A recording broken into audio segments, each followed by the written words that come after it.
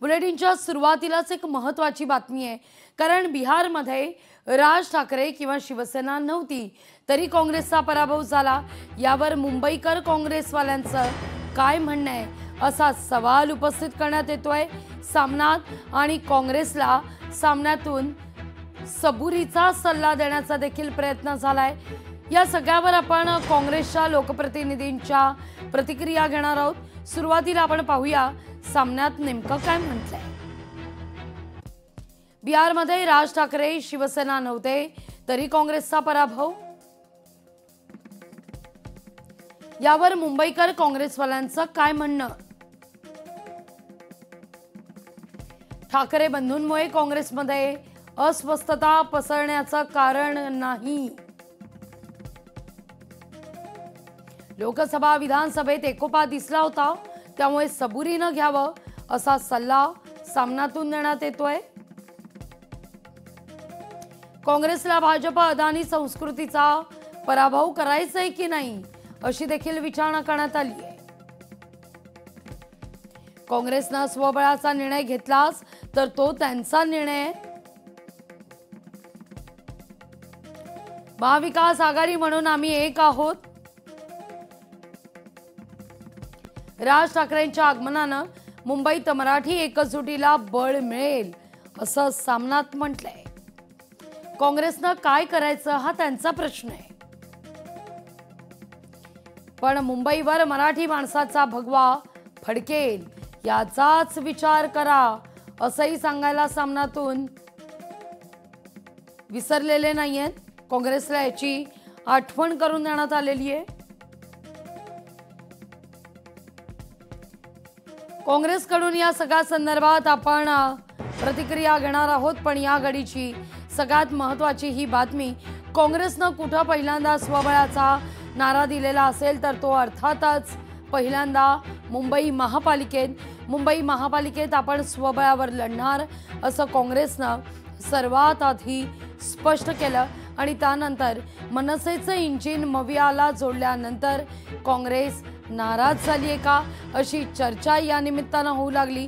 मनसेचं मवियात येणं काँग्रेसला रुचलं नाहीये का या संदर्भात चर्चा होऊ लागली, पण अर्थातच अद्याप मनसेच्या मवियातल्या प्रवेशासंदर्भात अधिकृत घोषणा अद्याप होणं उर्वरित असताना काँग्रेसनं इतकी घाई का करावी हा मुद्दा आता या ठिकाणी मित्रपक्ष असलेल्या ठाकरेंच्या शिवसेनेकडून उपस्थित केला जातोय, आणि काँग्रेसला सबुरीचा सल्ला देण्यात आलेला आहे। या सगळ्याविषयी बोलण्याकरता काँग्रेसचे नेते अतुल लोंढे जी आपल्या सोबत जोडले गेलेले आहेत। नमस्कार, स्वागत आहे तुमचं लोकशाही मराठीमध्ये।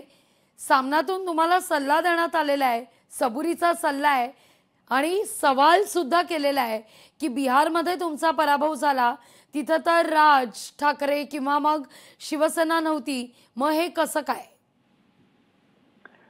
आता प्रश्न विचारधारेचा आहे की स्वतंत्र काँग्रेस पक्षाची काय विचारधारा आहे, आणि विचारधारेच्या अनुषंगाने काही निर्णय जे आहेत ते घेतले गेलेले आहे। आता आमचा स्पष्टपणे हा निर्णय 2 महिन्यापूर्वीच झाला होता की स्थानिय स्तरावरच्या नेत्यांनी ठरवायचं आहे की आपल्याला कुठल्या आघाडीत जायचं आहे, आघाडी करायची आहे नाही करायची आहे, स्वबळावर जायचं आहे, आणि त्या अनुषंगाने निर्णय घेतलेले आहे, कोणाच्या विरोधात निर्णय घेतलेले नाहीये। तर महत्वाची गोष्ट ही समजून घेतली पाहिजे। आता बिहारची निवडणूक असेल किंवा बाकी काही निवडणूक असेल त्याच्यावर अनेक प्रश्नचिन्ह आहे। महाराष्ट्राच्या विधानसभेच्या निवडणुकीवर प्रश्नचिन्ह आहे, हरियाणाच्या निवडणुकीवर प्रश्नचिन्ह आहे, बिहारच्या निवडणुकीवरही प्रश्नचिन्ह आहेत। लेवल प्लेइंग फील्ड होतं का, अशा अनेक गोष्टी आहेत की ज्या पद्धतीने निवडणूक आयोग आणि भाजप यांची जी युती आहे त्याचा कसा लोकशाहीवर आघात होतो आहे, या गोष्टी तेवढ्याच महत्वाच्या आहे ना। आता आम्ही सर्व पक्षीय आम्ही गेलो होतो निवडणूक आयोगाला भेटायला।